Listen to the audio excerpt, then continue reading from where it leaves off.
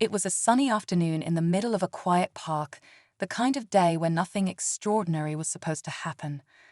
Officer Daniel, known for his cheerful demeanor and dedication to his job, was patrolling the park when he noticed an elderly woman struggling to catch her breath. She was clutching her chest, her eyes wide with panic. Without hesitation, Daniel walked over to see if she needed help. What happened next would change his life forever. The woman, visibly weak, gasped, "Please, my inhaler." Daniel quickly spotted it beside her and picked it up, ready to hand it to her. But something about the situation gave him pause. Training and protocol rushed through his mind. Was this woman part of a dangerous ruse? Despite her frailty, he couldn't shake his instincts to investigate further. Just as he held onto the inhaler, a sharp voice shouted from across the park, "Wait, what are you doing? That's my mother." Turning his head, Daniel saw a tall, well-dressed man running toward them. His urgency and the protective anger in his voice startled Daniel. The man seemed familiar, someone important, though Daniel couldn't place where he'd seen him before. Confused and slightly on edge, Daniel found himself frozen between helping the woman and defending his actions. As the man closed the distance, his words struck Daniel like a lightning bolt. "Do you even know who I am?" It was then that Daniel began to realize he was about to step into something far bigger than he ever anticipated. Who was this man? Why did his identity matter so much? And how would it change everything for the elderly woman struggling before him? Stay tuned. This is one story you don't want to miss. Officer Daniel stood frozen for a moment, still gripping the inhaler. The man storming toward him wasn't just angry. He seemed deeply concerned and urgent. Daniel took a closer look at the tall, confident man. His sharp suit and commanding presence suggested someone used to getting answers quickly. But it wasn't just the outfit, it was his face. There was something vaguely familiar about him, and Daniel's curiosity began to grow. "Give her the inhaler," the man demanded, almost out of breath as he finally reached them. His tone was sharp, but his focus remained on the elderly woman, who was now leaning forward, gasping for air. She looked at the man with relief in her eyes, as if his arrival alone gave her strength. Daniel, caught between protocol and compassion, hesitated for just a moment longer. "Sir, I was only trying to make sure everything was all right," he explained, glancing between the two of them. "It's my job to assess any unusual situations." The man's frustration was evident, but so was his fear. "She's my mother," he said again, his voice cracking slightly. "She has asthma. She needs that inhaler now." As Daniel slowly handed the inhaler over, his mind raced with questions. The tension between them felt heavy, but he couldn't shake the feeling that there was more to this situation than met the eye. Then it clicked. He knew where he had seen the man before. He was someone important, someone often in the news. But why would someone like him be rushing to his mother's side in the middle of an ordinary park? "Wait," Daniel said cautiously. "You're..." The man cut him off, his voice low but firm. "Let's focus on her first." There was a deeper story here, and Daniel knew he was only scratching the surface. The man helped his mother steady herself, holding the inhaler to her lips as she took slow, labored breaths. Relief started to wash over her face, and Daniel took a step back, allowing the scene to unfold. Despite the woman's condition improving, the tension in the air was far from easing. "Thank you," the man said after a moment, his tone softer now, but still carrying a weight of urgency. "She's been through so much lately." His words hung in the air, sparking more questions in Daniel's mind. What exactly had she been through? And why had it reached this point in the middle of a public park? Daniel noticed something else. Both the man and his mother seemed nervous, glancing around as if they were being watched. It wasn't just her health that worried them. There was something more, a silent layer of tension that neither had mentioned. Daniel had seen this kind of unease before, usually in people hiding from something or someone. "Is everything okay?" Daniel asked, his voice calm but firm. "You seem on edge." The man hesitated, as if weighing how much to say. "It's complicated," he replied vaguely, keeping one hand protectively on his mother's shoulder. "Look, officer, I appreciate your help, but this situation, it's not what it seems." His gaze lingered on Daniel for a moment, like he was silently asking for understanding, but unwilling to explain further. Daniel's curiosity only deepened. His training told him there was more to uncover here, and yet, his instincts urged caution. Pressing them might push them away, but leaving things unanswered could mean missing something important. The elderly woman reached out weakly and tugged at her son's sleeve. "Tell him," she whispered, her voice frail but insistent. The man shook his head slightly, torn between her plea and whatever he was trying to hide. Daniel waited, the weight of the unknown thickening the silence around them. The man's hesitation lingered in the air, each passing second thickening the tension. The elderly woman gripped his arm with what little strength she had left, her eyes pleading. "He needs to know," she said again, her voice barely above a whisper. Her words sent a shiver down Daniel's spine. Whatever they were hiding wasn't just personal, it was serious. He could feel it in the way the man kept glancing around, as though expecting someone to emerge from the shadows. Finally, the man exhaled sharply, running a hand over his face. "Fine," he muttered under his breath, almost as if arguing with himself. He turned to Daniel, his expression a mix of frustration and resignation. "Look, I didn't want to involve anyone else, but you're clearly not going to let this go." Daniel crossed his arms but said nothing, his silence urging the man to continue. The older woman leaned heavily against her son, her breaths more controlled now, but she still appeared exhausted. Her son gave her a worried glance, then looked back at Daniel. "She's my mother," the man began, his voice low and careful, "and someone has been trying to harm her." His words hit Daniel like a freight train. Suddenly, everything started to make sense. The woman's nervous glances, the man's protective demeanor, the tension that hung over them like a storm cloud. The man continued, "It's why I didn't want to explain earlier.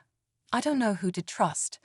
But the truth is, someone powerful is after her, and I can't let them find us." He took a step closer, his voice dropping to a near whisper. "And the worst part, it's because of who I am." Before Daniel could respond, a movement caught his eye. In the distance, a shadowy figure lingered by the tree line, watching them. Daniel's pulse quickened as his training kicked in. Something about this wasn't right, and he had a sinking feeling they were no longer alone. Daniel's hand instinctively moved toward his radio as he locked eyes on the figure near the tree line.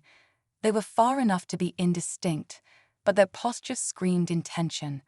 Standing still, partially concealed by the trees, the figure watched with an intensity that sent a ripple of unease through Daniel. He knew this wasn't just a coincidence. "I think we're being watched," Daniel muttered under his breath, his gaze fixed on the distant silhouette. The man immediately tensed, turning to look over his shoulder. His reaction only confirmed Daniel's growing suspicion. He knew something Daniel didn't, something critical. "They found us," the man whispered, his voice barely audible.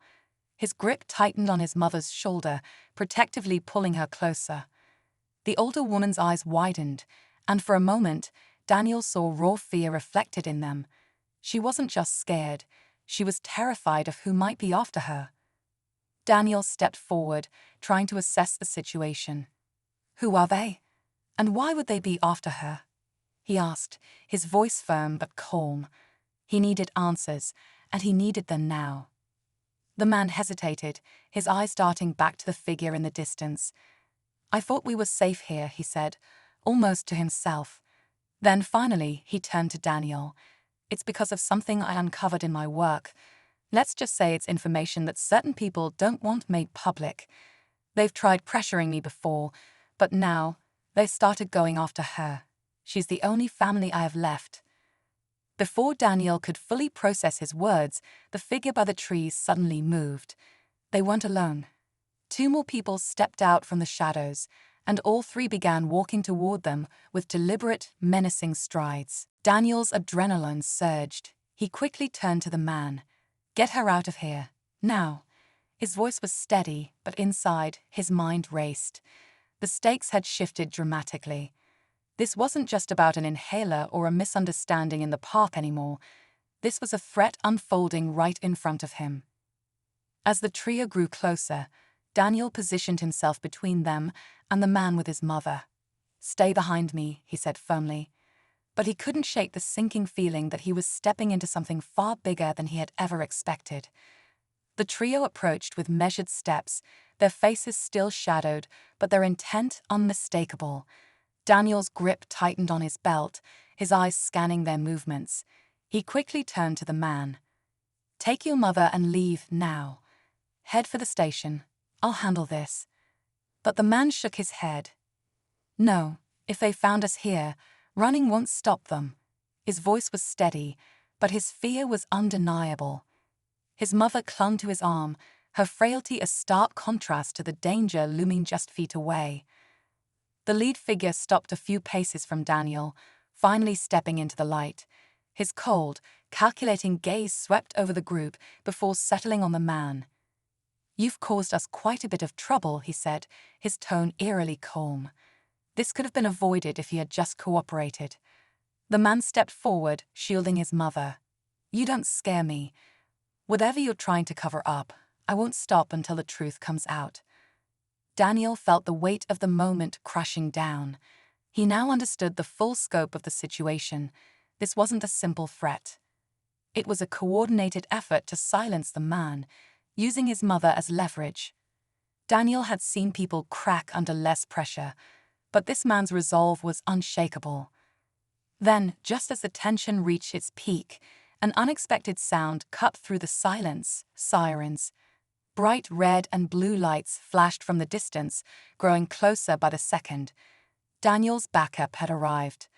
The trio hesitated, their confident facades slipping. The lead man sneered, but motioned for the others to retreat. "This isn't over," he spat before disappearing into the trees. As the police cars pulled up, Daniel turned to the man, who looked more relieved than angry. "How did they know to come?" the man asked. Daniel smirked, tapping the discreet button on his radio. "Sometimes you have to trust the people around you," he said. But as they started walking toward the safety of the officers, his curiosity burned. Something still felt unresolved. Later at the station, while they gave their statements, Daniel overheard something that froze him in place.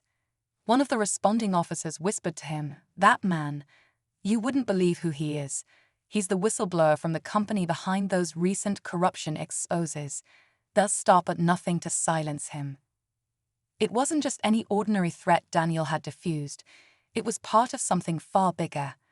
And as the man and his mother prepared to go into protective custody, Daniel couldn't help but wonder what other secrets were still hidden, waiting to surface. As the hours stretched on at the station, Daniel watched the man and his mother settle into a quiet corner, finally able to catch their breath. The officers working the case had already started arranging their protection, ensuring they'd be safe from whoever was behind the threats.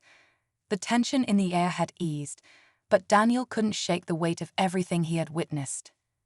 The man approached him, his expression a mix of gratitude and exhaustion. "Thank you," he said simply. "You didn't have to step in, but you did. You could have walked away." Daniel shook his head. "It's my job to protect people, and it's clear you're risking everything for what's right. I couldn't just stand by."